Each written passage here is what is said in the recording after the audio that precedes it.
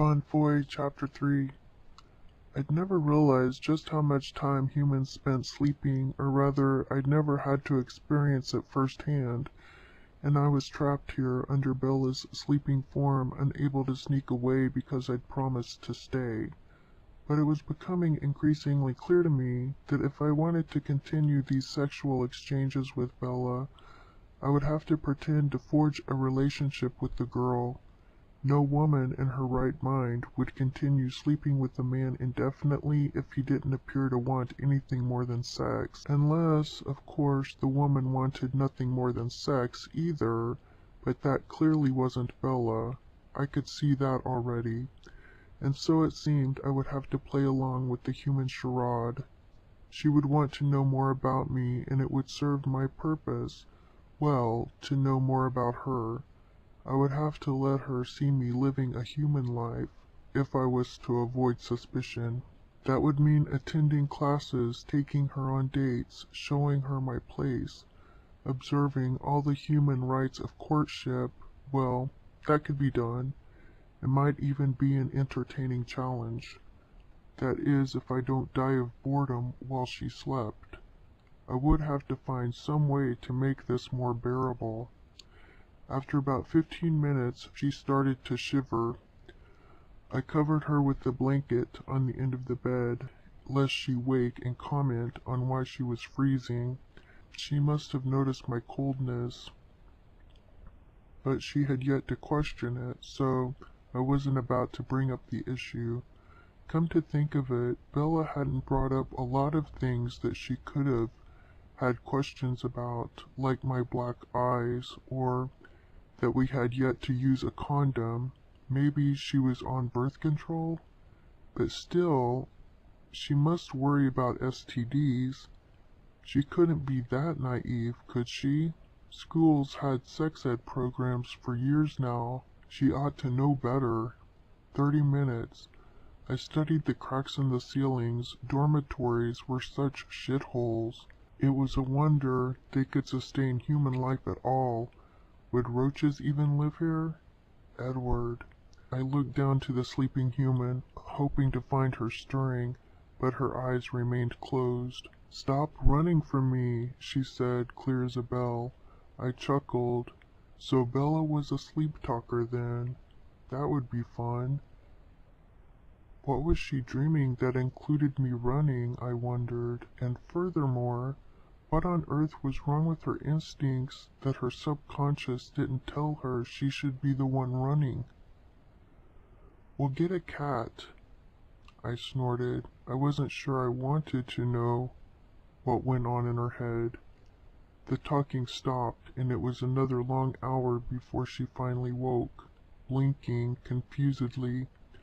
Her eyes turned up to my face, and she blushed. "Sorry for passing out on you like that," she said, playing with the end of the blanket. "That's all right," I lied, watching her fidget. "I was more tired than I thought," she went on. I don't get much sleep during the week." "Well, it's good that it's the weekend then," I said, wondering what was making her so nervous. "Right." There was a long pause. Should I put some clothes on?" I chuckled at her innocence. "Only if you want to. I quite like you without them." Her cheeks reddened, making my thirsty throat burn, and she tentatively met my eyes, looking up through her dark lashes. "I just don't really know what to do with myself now. I mean, what do people usually do after—" "I'm no expert," I said with a shrug. I could think of a few things to do, but asking her for sex again seemed in bad taste. Inviting her now would definitely be defeating the purpose. Have a cigarette? Cuddle? Run screaming? I suppose it all depends on the situation. Oh, she clutched the blanket to her chest. "Well, what does our situation call for?" "Why don't we just talk?" I suggested, placing one arm behind my head. The other was stuck underneath Bella. "Okay," she agreed, settling back down to rest against my side. I enjoyed having the warmth of her body there. "Why don't you tell me more about you? What would you like to know?" I asked, wary of giving more information than I had to. She bit her lip. Well, you said your parents died when you were young. What happened? What ought I to tell her? I couldn't very well say they died of Spanish influenza. They died of a rare disease. My father caught it first, then my mother from him. It all happened very fast. That's horrible, she said, not so much with pity, but with feeling. What happened to you then? I lived with an aunt and uncle, I fabricated.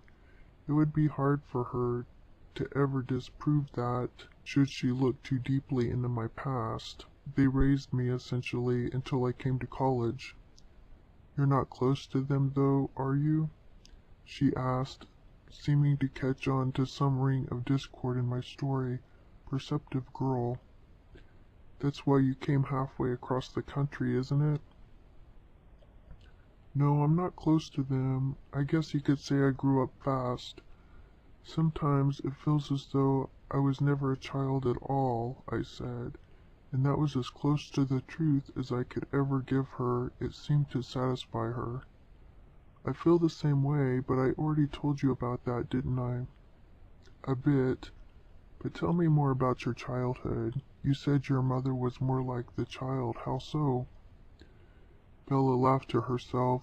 Well, she has the attention span of a toddler, for one thing. She's always on to the next project. Yoga, pottery classes, knitting, synchronized swimming, you name it, and she's done it.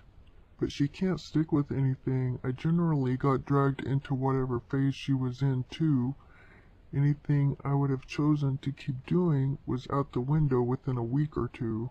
You could do those things now, I suggested at her unhappy frown. Bella snorted. Like I would have the time. Besides, some things you just can't make up for, you know? Well, what would you have done if you'd had your choice? She thought about it for a moment. Piano. I took lessons for about a month. At the time, I wanted to quit because I was rubbish at it, but now I wish I'd learned properly. I'd love to be able to make music all by myself. I could teach you some, I found myself offering, unthinking. Maybe because it was something easy I could do with her, maybe because I knew exactly how she felt. You play? She asked, surprised. I wasn't allowed to quit, I smirked. I had a vague, barely there memory of begging my mother to let me stop playing. I was more interested in sports by that time, but she told me that if nothing else, playing piano would help me impress girls. It looked like she was finally being proven right. That would be wonderful, but I'll never be very good, will I? I mean, that's something you have to work on for years. I shrugged. That's all up to you. Depends on how much time you're willing to put into it, I guess. Can I hear you play sometime? Of course. Bella was quiet then, and I left her to her thoughts as I retreated into my own. It was strange how much I could find to relate to in this frail little creature. Perhaps that was why she was easier to be around than other humans. Do you think this is odd? She finally said, propping herself up on one elbow. A flash of breast peeked out from under the blanket. Do I think what is odd? I asked, distracted by the bit of skin. This, us, I mean, we've been together twice in 1 week and we barely know each other, but it doesn't feel wrong either. I think if it doesn't feel wrong, it's probably right, I replied. Maybe it's not conventional, but what does that matter? Bella bit her lip. I wanted to bite it for her. I just know my dad would kill me if he knew. Well, actually, he'd probably kill you first. What he doesn't know won't hurt him. Or us, for that matter, I smirked. The threat of an angry father didn't particularly unnerve me. There wasn't much he could do about me. She laughed. Yeah, and it's not like I'm going to get knocked up or anything, so I guess he'll never find out. I raised an eyebrow, wondering why she thought she was immune from pregnancy. She should be with me, but she had no way of knowing that. Are you on the pill then? Her eyebrow went up to challenge mine. Bit late to be asking that, isn't it? But no, I can't ever get pregnant. Why is that? I asked. Bella pressed her face into my chest, as if she could hide there, and settled back into the crook of my arm. There was an accident about a week after I moved to Washington.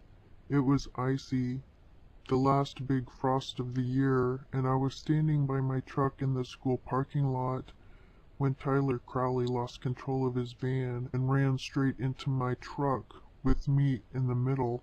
It's a wonder you survived, I said, amazed. How had she overcome such trauma? So I hear, she said dryly, emotionless. As it was, a bulk of the damage was to my pelvis.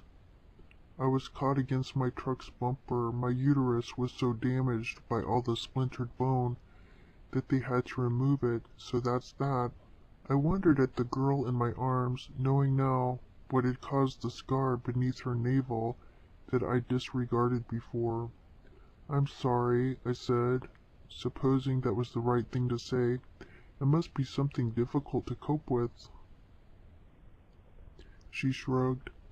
I've never been all that maternal. I mean, I never saw myself with kids or anything. Mostly I'm just glad I've survived to the ripe old age of 19. It kind of feels like my number's been up for a while, and one of these days it won't be another near miss. I didn't know what to say to that, other than that she was probably right. I must have been quiet for too long, because she turned her head away, flushing.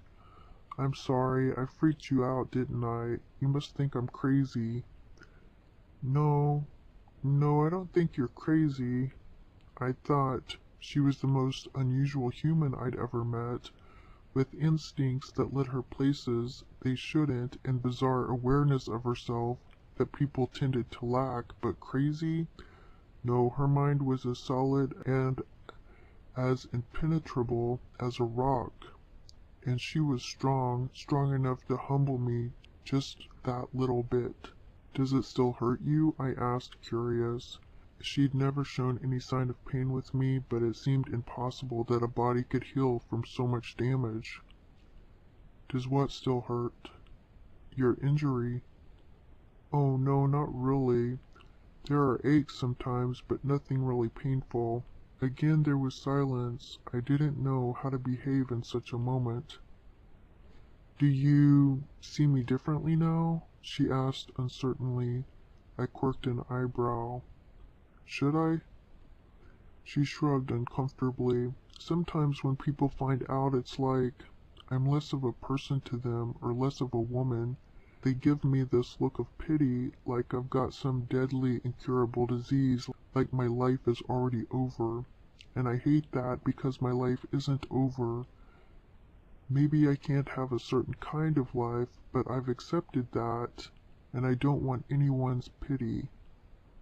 The vehemence of her words surprised me. I didn't know she had it in her. Did I give you that look that you were talking about? I wondered aloud. No, she said, glancing at me out of the corner of her eye. But I thought I'd better ask what you were thinking, just in case. I think, I said carefully, that you are a beautiful young woman who could have anything she wanted. She could, with that amount of spirit in her. So what was it she saw that made her want me? Did she sense somehow that I had been robbed of a typical life as well, because we were kindred in that way? I knew what it was like to wake up and find the world changed, just as she did. Thank you, Edward, she said softly, a blush on her cheeks again. For what? I don't know, for being different, I guess. She stretched her body upwards and gave me a kiss that tingled oddly on my lips. Well, you're welcome, I said, at a loss for words. Her answering smile was bright, as were her eyes. So the night is still young, sort of. What do you want to do? Would you like me to answer honestly? I asked, even as I traced my index finger around her perched nipple. Her eyelids lowered and she gasped. I knew what her answer would be when she rubbed her thighs together. I always prefer honesty, she said breathlessly. Good to know, I said before rolling her onto her back. Then honestly, all I want to do is you. She shivered, and then she shocked me by wrapping her hot little hand around my cock. What's stopping you? I covered her cheeky mouth with my own. I had made sure she was speechless before the night was done. Bella fell asleep again, and this time she didn't wake up after a few hours. She was in a deep enough sleep. I extracted myself from her and turned out the lights. She seemed cold, so I carefully placed her under the covers, hoping that would keep her asleep, and then I proceeded to snoop around her room. Her section of the closet and dressers, the ones that smelled of her, were threadbare. There were maybe 15 shirts in her closet. Her drawers contained 3 pairs of jeans and a smattering of socks, cotton underwear, t-shirts, and sweatpants. 3 out of the 5 drawers were completely empty. From the looks of things, she had more books than clothes. Jane Austen and the Brontes were the most worn, and I guessed those were her favorites. There were a few anthologies for classes, I supposed, and a few collections of poetry, 4 titles in Spanish, she must be proficient then, and a few series of fantasy books that I doubted were part of her coursework.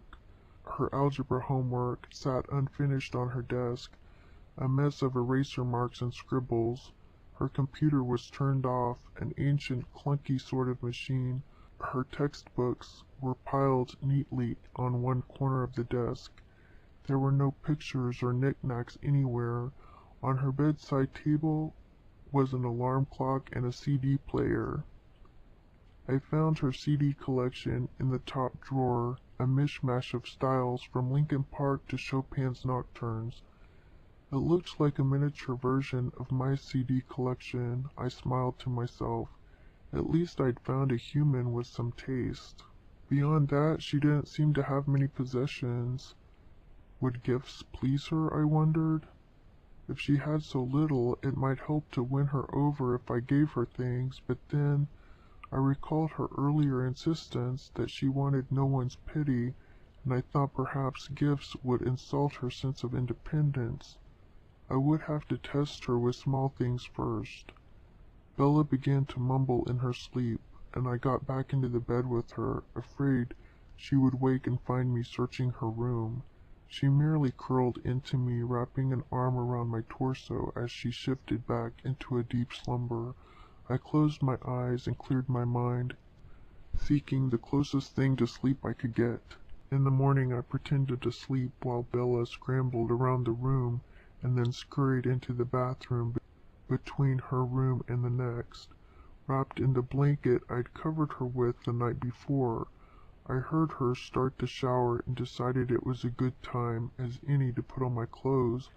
I waited impatiently for her to come out, knowing it would be considered rude to leave without saying anything to her. I listened to her washing in the shower, visualizing the soap running over her body, and wondering whether she would mind me joining her. Eventually, though, the water turned off and I heard the rustle of her towel as she dried off. Then there was the scrubbing of the toothbrush at the same time that a hair dryer turned on. At least she was a multitasker. Bella finally stepped out of the bathroom, freshly dressed in jeans and a light blouse, and her hair falling neatly down her back. "Good morning," she said, blushing. Did you want to shower or something?" I shrugged. "It can wait until I get back to my place." "All right." She wrung her hands together. Are you hungry? I usually go get breakfast about now." "I don't eat breakfast, but I'll come with you," I said, rising from the bed. "Do you usually eat in the dining hall?" "Yeah," she blushed again. "I mean, you don't have to come if you don't want to. I just thought I want to come, I said, more to end her nervous fidgeting than anything. Lead the way. I waited for her to grab her purse and keys and lock the door. Then we began the short walk from the dormitory to the cafeteria. She was quiet, shooting glances my way when she thought I couldn't see. Can't be very fun, getting up early every Saturday just to get breakfast, I commented. She shrugged, eyes on the sidewalk. You get used to it. Besides, I've never had the luxury of sleeping in. Because of work, I guessed. She smiled ruefully. Work, homework, you name it. Today I need to go job hunting. I can't imagine that's a very pleasant task. No, it isn't, she said as we reached the cafeteria building. I held the door open for her, bracing myself against the onslaught of food scents. There was really nothing more nauseating. I followed Bella through the line, watching her pick out an assortment of things and place them on her tray. Fruit, cereal, yogurt, a muffin, orange juice. None of it seemed at all appetizing to me. The place was mostly empty, but Bella went to a table in a back corner.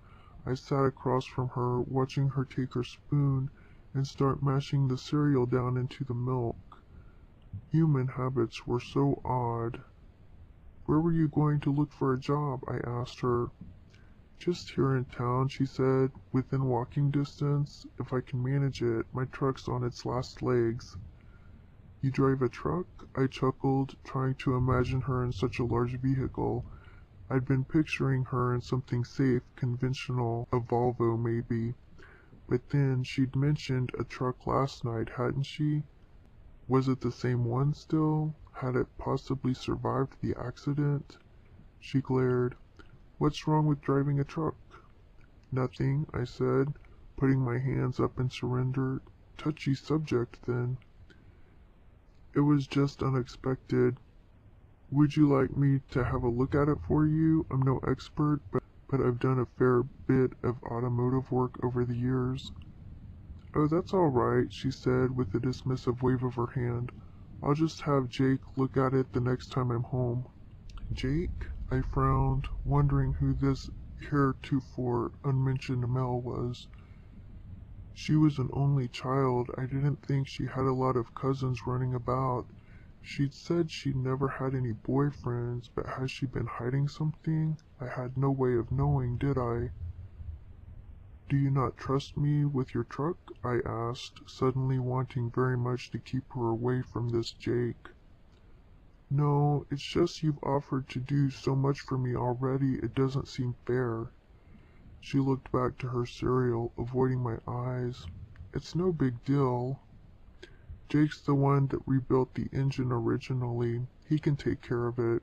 Who is this Jake? I finally asked, unable to contain it any longer. I'd never considered that I'd have a rival for Bella's affections. The thought was unacceptable. She was mine. He's a family friend, Bella said, frowning at me. My dad's best friend's son. My dad bought it off them when I moved to Forks. Edward, you're not jealous, are you? I shrugged. Was I jealous? Yes, I suppose I was. But the way she said it made it sound so human. It wasn't like I needed her to love me, I reasoned. I just needed to know nobody else would touch her. He's only a friend, almost like a brother, she told me, eyeing me speculatively. I wasn't expecting you to be the jealous type. I wasn't either, I murmured, looking away. One of the cafeteria workers was staring at us, or at me rather. I turned back to Bella, finding her eyes firmly on me. I'm sorry, Edward, she said gently. I didn't mean to make you feel bad about it. I just have a hard time believing someone like you could be jealous over someone like me. That never even occurred to me, but I promise you have nothing to be jealous about. I forced a smile. Yes, well, you'll have to forgive me too. I've never been in this situation before. Never? She questioned, struggling to open her yogurt. But you have been with other women. I have, I confirmed, but I've never found myself in a relationship before. Bella bit her lip. Is that what this is? Do you object to the term? I asked, struggling to read her. No, I just don't know where this is going. I feel like you're always a second away from disappearing forever. I shook my head. I'll be around, Bella. What are we then? I contemplated the apple she was eating. The fruit looked better between her lips. I suppose the terms boyfriend and girlfriend work as well as anything else, unless you have something else in mind. No, that works, she said with a blush. I'm done if you want to leave. Very well, I said, following her again as she picked up her tray and took it to the conveyor belt that sent it back to the washers. Would you like a ride for your job hunting? I asked her as we left. After our discussion about her friend Jake, I felt reluctant to let her out of my sight. How many males out there would be more than willing to steal her away from me? She bit her lip, uncertain. If it's not an inconvenience to you, that would be great. It's no inconvenience at all, I said, steering her with a hand on her back in the direction of my car. I don't have any plans for the day. Okay, she agreed with a small smile. Thank you. I shrugged. My pleasure.